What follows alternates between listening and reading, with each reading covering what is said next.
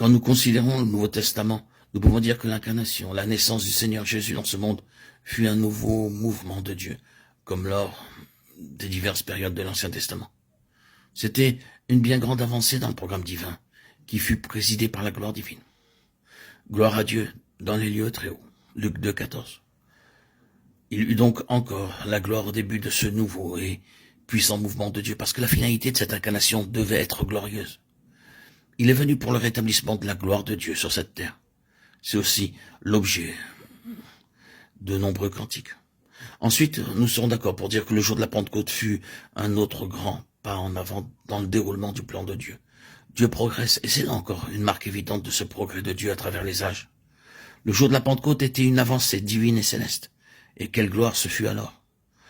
Jean nous dit très clairement que la venue du Saint-Esprit fut sur la base de Jésus glorifié.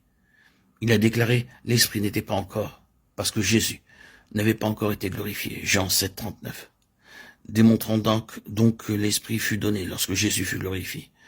Ce fut encore sur la base de la gloire que Dieu agissait. Nous pourrions aller encore plus loin et en considérant quelques-uns de ceux qui furent des instruments individuels à l'origine des nouveaux mouvements de Dieu. Nous voyons qu'un nouveau mouvement de Dieu s'accomplissait par le moyen de Pierre. Il n'y a aucun doute à ce sujet. C'est réellement un nouveau mouvement.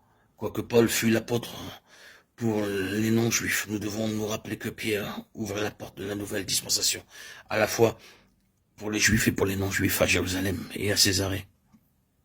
C'est un nouveau et puissant mouvement. Et le ministère de Pierre avait été déterminé par cette gloire. Il nous est dit qu'il était avec Jésus sur la sainte montagne et vit sa gloire, de Pierre 1, 16, 18. Cela avait incontestablement impulsé une dynamique formidable dans la vie de Pierre. L'Esprit Saint avait interprété tout cela pour lui le jour de la Pentecôte. Il reçut une nouvelle compréhension de l'Écriture et en saisissant le Seigneur de manière toute nouvelle, le ciel fut ouvert.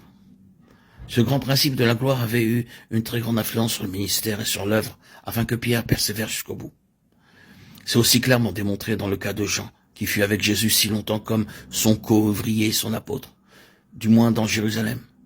Quand nous considérons le début du livre de l'Apocalypse, une fois encore, nous reconnaissons que nous sommes en présence d'un nouveau mouvement. Un nouveau mouvement pour la restauration de cette gloire tellement obscurcie et si limitée dans les églises au cours de cette période. Le Seigneur vint vers Jean, à Patmos, dans une vision.